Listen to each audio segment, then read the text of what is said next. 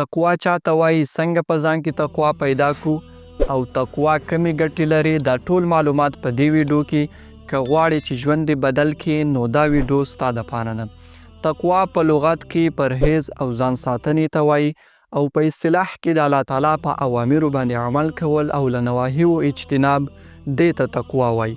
یا په ساده تعریف سره هغه کارونه کول چې الله تعالی یې موږ ته په کولو باندې امر کړی دی او هغه کارونه نه کول چې الله تعالی یې موږ ته په نه کولو باندې امر کړی دی، دې ته تقوا وایي.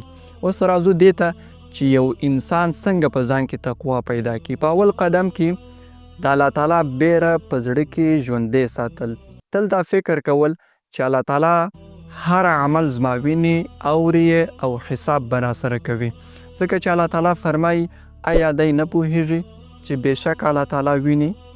په دویم قدم کې د قرآن کریم تلاوت کول، په معنا کې سوچ او فکر کول.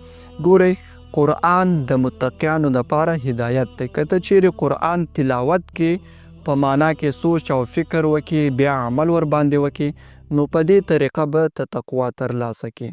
په دریم قدم کې 5 وخته لمونځ په خپل وخت ادا کول. ګورئ لمونځ انسان د بې حیایي او د بدو کارونو څخه راګرځوي، ځکه چې الله تعالی فرمایي وایي بېشکه لمونځ کوونکی د بې حیایي او د بد کار څخه منع کوي. په څلورم قدم کې ګناهونه پرېښول، کوچني وي او که غټ وي. ګوري د تقوا اصل دا دی چې ته به ګناه نه کوي. که چیرې بیا هم ګناه در څخه وسول نو فوراً به الله تعالی ته توبه باسې او خپل د ګناه بخښنه به غواړې. 5م قدم کې د ښه ملګري انتخاب. ښه ملګری تاسې ښه کارونو ته رابلې، د بدو کارونو څخه منع کوي او ستاسې تقوا ورسره قوي کیږي. په 3م قدم کې تقوا کمې ګټې لري. اوله ګټه تقوا انسان ته بصیرت او پوهه ورکوي، ځکه چې الله تعالی فرمایي ای مؤمنانو تقوا وکئ نو تاسې ته به فرقان درکول سي. فرقان د ښه او بد، د حق او د باطل په مابین کې فرق کوونکي ته وایي.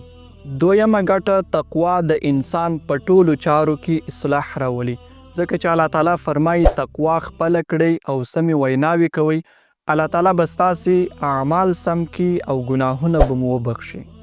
3مه ګټه تقوا د مشکلاتو څخه د وتلو لار ده.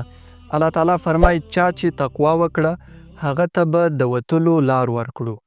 4مه ګټه تقوا د رزق د پراخي سبب ګرځي. الله تعالی فرمایي او بې حسابه روزي به ورکو.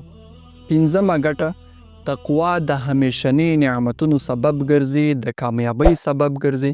الله تعالی فرمایي متقیانو ته کامیابي باغونه او انګور دي. نو څوک چې د الله تعالی د بیرې پاک لمنې غوره کړي او د الله تعالی په اوامرو باندې عمل وکړي او له نواهیو ځان وساتي، نو دغسې انسان به خپل په زړه کې د ایمان یو عجبه کیفیت او خوند ومومي. السلام علیکم.